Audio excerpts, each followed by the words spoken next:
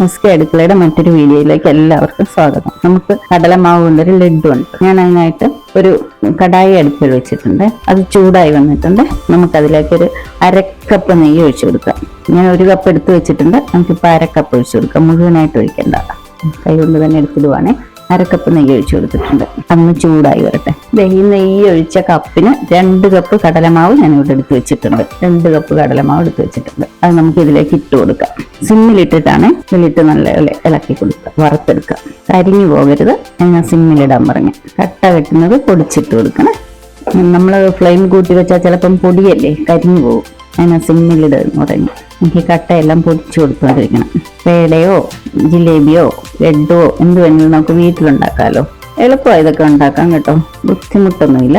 ഇത് ചൂട് നല്ലപോലെ വറുത്തെടുക്കാം. നമുക്ക് ഇതിന്റെ നിറം ഒന്ന് മാറി വരുന്നിടം വരെ വറുത്തെടുക്കാം. ഇപ്പൊ കടലമാവിന്റെ പച്ച മണമാണ് വരുന്നത്. ഇത് മാറി നല്ലൊരു മണം വരും. ഇത് മൂത്ത് കഴിയുമ്പോൾ നിറവും ഒന്ന് മാറും. നമുക്കിതിൽ കുറച്ച് നെയ്യും കൂടെ ഒഴിച്ചു കൊടുക്കാം. കുറേശ്ശെ ഒഴിക്കാവുള്ളൂ, മൊത്തമായിട്ട് ഒഴിച്ചു കൊടുക്കരുത്. 2-3 പ്രാവശ്യമായിട്ട് നെയ്യ് ഒഴിച്ചു കൊടുക്കാവുള്ളൂ. ഒറ്റയടിക്ക് മൊത്തം നെയ്യായിട്ട് ഒഴിക്കില്ല. നമുക്ക് കുറച്ച് നെയ്യ് കൂടെ ഒഴിച്ചു കൊടുക്കാം. ഏകദേശം 1 സ്പൂൺ കൂടെ ഒഴിച്ചു കൊടുത്തിട്ടുണ്ട്. അപ്പം ഞാൻ അരക്കപ്പ് കൂടാതെ 2 സ്പൂൺ നെയ്യ് കൂടെ ഒഴിച്ചു കൊടുത്തിട്ടുണ്ട്. ഇച്ചിരി വറക്കണം, ഇച്ചിരി മുക്കാനുണ്ട്. ഇത് റെഡിയായി വന്നിട്ടുണ്ട്. ഞാൻ അരക്കപ്പ് നെയ്യും ഒരു 2 ടേബിൾ സ്പൂൺ നെയ്യും കൂടെ ഒഴിച്ചിട്ടുണ്ട്. അത്ര ഒഴിച്ചിട്ടുണ്ട്. ഇത് റെഡി ആയിട്ടുണ്ട്. നമുക്കിതിനെ ഒരു പാത്രത്തിലേക്ക് മാറ്റാം. ഒന്ന് തണുത്ത് വരട്ടെ.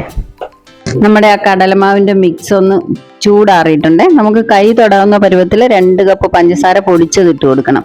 പൊടിച്ച പഞ്ചസാരയാണ് 2 കപ്പ്. അതിൻ്റെ കൂട്ടത്തിൽ 2 ടീസ്പൂൺ ഏലക്കപ്പൊടിയും ഞാൻ ഇട്ട് കൊടുത്തിട്ടുണ്ട്. ഇത് നന്നായിട്ട് മിക്സ് ചെയ്ത് കട്ടയൊക്കെ പൊടിച്ച് ഒന്ന് ഉരുട്ടിയെടുക്കണം. ഉരുട്ടിയെടുക്കുമ്പോൾ നമ്മൾ അതിൽ കട്ടയുണ്ടെങ്കിൽ പൊടിച്ച് കളയണേ. 2 ടീസ്പൂൺ നെയ്യും കൂടെ ചേർത്തിട്ടുണ്ട് ഞാൻ. ഇപ്പോൾ കാരണം പോരായിരുന്നു നെയ്യ്, അതുകൊണ്ട് 2 ടീസ്പൂൺ കൂടെ ചേർത്ത് ഇത് ഉരുട്ടിയെടുക്കുക. അതിൽ ഉരുട്ടുന്ന സമയത്ത് കട്ടയുണ്ടെങ്കിൽ പൊടിച്ച് കൊടുത്തുകൊണ്ട് ഉരുട്ടിയെടുക്കണം. ഇതുപോലെ കട്ടയുണ്ടെങ്കിൽ പൊടിച്ച് കൊടുത്തുകൊണ്ട് വേണം ചെയ്യാൻ കേട്ടോ. പിന്നെ ചെറിയ കട്ട അത് എളുപ്പം പൊടിഞ്ഞു വെക്കോളും. ഇങ്ങനെ പൊടിഞ്ഞു വെക്കോളും. അതിങ്ങനെ പൊടിച്ചോണ്ട് അമക്കി ഉരുട്ടണേ. കയ്യിലൊക്കെ പറ്റും. നമ്മുടെ ബേസൻ ലഡു റെഡി ആയിട്ടുണ്ട്. നല്ല സോഫ്റ്റ് ആയിട്ടുള്ള നല്ല ലഡു.